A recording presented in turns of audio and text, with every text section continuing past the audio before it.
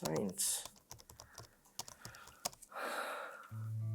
यथा पिंडे तथा ब्रह्मांडे, यथा ब्रह्मांडे तथा पिंडे। नमन भैया, ये कौन सी पहेली सुलझा रहे हो आप? सलोनी, ये पहेली जब तक पहेली है जब तक ये सुलझ नहीं जाती, लेकिन जिस दिन ये सुलझ गई ना उस दिन मुक्ति। क्योंकि आज का टॉपिक ही ऐसा है, यथा पिंडे तथा ब्रह्मांडे, यथा ब्रह्मांडे तथा पिंडे। इसका मतलब होता है जैसा पिंड में है वैसा ही ब्रह्मांड में है, और जैसा ब्रह्मांड में है वैसा ही पिंड में है। भैया, ये पिंड इसका मतलब? तुम्हारा ये शरीर, तुम्हारी बॉडी। अब ब्रह्मांड का मतलब तो तुम्हें पता ही है, पूरा कॉस्मोस, ये पूरा यूनिवर्स। ओ, तो इसका मतलब है कि हमारी बॉडी और यूनिवर्स दोनों एक जैसे हैं? सिर्फ एक जैसे नहीं है, बल्कि एक ही पैटर्न से बने हुए हैं, और आज साइंस इसको फ्रैक्टल थ्योरी कहती है। भैया, ये फ्रैक्टल का मतलब मेरे को समझाओ आप, सीधा सिंपल लैंग्वेज में। अच्छा, तो तू अपने दिमाग में ना एक पेड़ को इमेजिन कर। उसका एक बड़ा ट्रंक होता है, फिर उस पर ब्रांचेस निकलती हैं, फिर उन ब्रांचेस पे और छोटी ब्रांचेस निकलती हैं, फिर उन पर और छोटी। और अगर तुम इस छोटी सी ब्रांच को अलग करके देखो तो वो पूरे पेड़ जैसा दिखता है। सेम पैटर्न छोटे स्केल पर। ओ, तो पैटर्न रिपीट होता रहता है बड़े से छोटे तक, है ना? एग्जैक्टली। अब फ्रैक्टल का मतलब है self repeating pattern at every scale. एक मैथमेटिशियन थे, उन्होंने 1975 में एक फॉर्मली कॉन्सेप्ट दिया था, पर सनातन में ऋषियों ने यथा पिंडे तथा ब्रह्मांडे के रूप में हजारों साल पहले ही इसको बता दिया था। तो पेड़ का एग्जाम्पल तो समझ आया, पर हमारी बॉडी में ये फ्रैक्टल दिखता कहाँ पे है? सलोनी, तुम्हारी बॉडी खुद एक लिविंग फ्रैक्टल है। रुक जा, मैं तुझे एक एक करके दिखाता हूँ। ठीक है भैया, आप मुझे पहला एग्जाम्पल दो। बॉडी में सबसे पहला फ्रैक्टल है कहाँ? तुम्हारे लंग्स, इसमें एक बड़ी एयरवे होती है, ट्रेकिया, और उससे दो मेन ब्रोंकाई निकलती हैं, फिर स्मॉलर ब्रोंकियोल्स, फिर और स्मॉलर, और एंड में करोड़ों की तादाद में टाइनी टाइनी एयर सैक्स, जिसे एल्वियोलाई कहते हैं। ये पूरे स्ट्रक्चर एक ट्री की तरह है, एक फ्रैक्टल ट्री, और ये इतनी एफिशिएंटली डिजाइन की गई है कि अगर तुम्हारे लंग्स की इनर सरफेस को फ्लैट करो तो ये एक टेनिस कोर्ट के बराबर होगी, एक सिंगल चेस्ट में। क्या? एक टेनिस कोर्ट? और ये सब एक फ्रैक्टल पैटर्न से पॉसिबल हुआ है? हाँ, maximum surface area is equal to minimum space. ये सिर्फ फ्रैक्टल ज्योमेट्री से ही पॉसिबल था, और नेचर ने ये सॉल्यूशन खुद ही डिस्कवर किया, क्योंकि यूनिवर्स का प्रेफर्ड पैटर्न है। और कोई एग्जांपल है लाइक लंग्स के अलावा? है ना, तुम्हारा नर्वस सिस्टम। अब उसको देखो, एक स्पाइनल कॉर्ड, फिर नर्व्स, फिर स्मॉलर नर्व्स, और फिर न्यूरॉन्स के डेंड्राइट्स, जो एक बिल्कुल ब्रांचेस की तरह फैलते हैं। एक न्यूरॉन को देखो माइक्रोस्कोप से, और एक पूरे नर्वस सिस्टम का मैप देखो, दोनों एक जैसे ही दिखेंगे। वाह, तो छोटा भी वही पैटर्न और बड़ा भी वही पैटर्न। और यही तो होता है यथा पिंडे तथा ब्रह्मांडे। वाह भैया, यू आर राइट। अरे रुको, अभी तो चलते हैं हम नदियों पर। जब तुम किसी बड़ी रिवर को देखती हो, जैसे कि अमेज़न या गंगा, एक मेन रिवर होती है, फिर उससे ट्रिब्यूटरीज मिलती हैं, फिर छोटी नदियाँ, फिर नाले, फिर माइक्रो स्ट्रीम्स। अब तुम्हारी बॉडी का सर्कुलेटरी सिस्टम देखो, एक मेन अयोटा हार्ट से निकलती है, फिर आर्टरीज, फिर आर्ट्रियोल्स, फिर कैपिलरीज।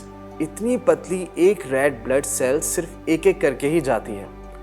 तुम्हारा ब्लड नेटवर्क और अर्थ का river network exact same fractal pattern पर है। तो हमारी बॉडी के अंदर नदी बह रही है ना? हाँ, कह सकते हैं, क्योंकि सनातन में तो बॉडी को क्षेत्र यानी कि फील्ड कहा गया है, और उस फील्ड में जो ये प्राण बहता है वो बिल्कुल नदियों की तरह बहता है। ये मेटाफर नहीं है, ये डिस्क्रिप्शन था। ओ भैया, ये तो गूज़बम्प्स वाली बात है। यूनिवर्स में ऐसा क्या है जो हमारी बॉडी से मैच करता है? बाहर का कॉस्मोस, अंदर की बॉडी, कहाँ मिलते हैं? अब यहाँ साइंस ट्रूली माइंड ब्लोइंग हो जाती है। 2019 में एस्ट्रोफिजिसिस्ट ने कॉस्मिक वेब का मैप पब्लिश किया था।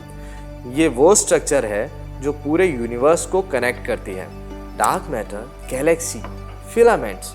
और उसी साल न्यूरोसाइंटिस्ट ने ह्यूमन सेरेबेलम, ब्रेन का जो कि एक हिस्सा होता है, उसका माइक्रो मैप पब्लिश किया था। और दोनों इमेजेस को साइड बाय साइड रखा गया, और उसमें कोई फर्क नहीं कर पाए। अब यूनिवर्स का कॉस्मिक वेब और ब्रेन के न्यूरॉन्स का नेटवर्क देखने और स्ट्रक्चर में बिल्कुल आइडेंटिकल है। रिसर्चर्स ने खुद लिखा था, द सिमिलैरिटी इज अनकैनी। यानी यथा पिंडे तथा ब्रह्मांडे। हाँ, 2000 साल पुरानी बात 2019 में प्रूव हुई। और भैया आप मुझे रिदम के बारे में साइंस क्या कहता है ये बताओ, क्या कॉस्मोस का भी कोई हार्ट बीट है? बहुत अच्छा सवाल है सलोनी। तुम्हारा हार्ट रिदमिक एक्सपेंशन और कॉन्ट्रैक्शन करता है, सिस्टली, डायस्टली, कॉम्प्रेस और एक्सपैंड, कंप्रेस और एक्सपैंड। यूनिवर्स भी यही करता है, बिग बैंग से एक्सपेंड हुआ और कॉस्मोलॉजिस्ट कहते हैं एक दिन कोलैप्स भी होगा। एक्सपेंड, कॉन्ट्रैक्ट, यही तो है मैक्रोस्कोपिक हार्ट बीट। और सनातन में सृष्टि और प्रलय, क्रिएशन और डिसोल्यूशन, ब्रह्मा का एक दिन, कॉस्मिक साइकिल। तो यूनिवर्स ब्रीथ करता है, यूनिवर्स का भी एक हार्ट बीट है ना? साइंस अभी इस क्वेश्चन के एज पर खड़ी है, पर सनातन ने इस आंसर को हजारों साल पहले ही दे दिया था। और हाँ, यूनिवर्स जीवित है और तुम्हारी बॉडी उसकी एक छोटी लिविंग कॉपी है। भैया एक लास्ट चीज पूछनी है, हमारी बॉडी का कॉम्पोजिशन क्या है, मतलब किससे बनी है हमारी बॉडी? देख, इसमें अप्रोक्स 70% वाटर है और मिनरल्स अगर मैं बताऊं तो सोडियम, पोटेशियम, कैल्शियम, आयरन और मैग्नीशियम है। अब समुंदर का कंपोजिशन देख, 97% वाटर है और sodium, potassium, calcium, magnesium exact same minerals हैं, सिमिलर रेशियो में है। और एक बात बताऊं, स्टार्स में hydrogen, helium, oxygen, carbon, nitrogen होते हैं। अब तुम्हारी बॉडी में भी यही सब मिलता है, हाइड्रोजन, ऑक्सीजन, कार्बन और नाइट्रोजन।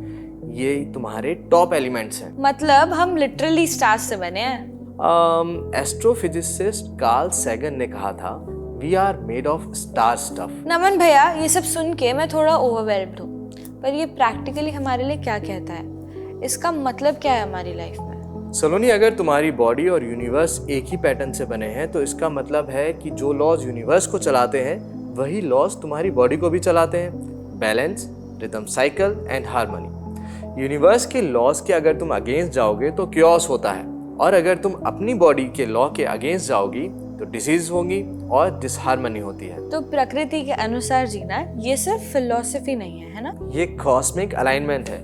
लिटरल सेंस में ऋषियों ने कहा था कि अपनी प्रकृति को जानो, प्रकृति के साथ जियो, और साइंस कहती है सर्केडियन रिदम फॉलो करो, नेचर्स पैटर्न्स रिस्पेक्ट करो।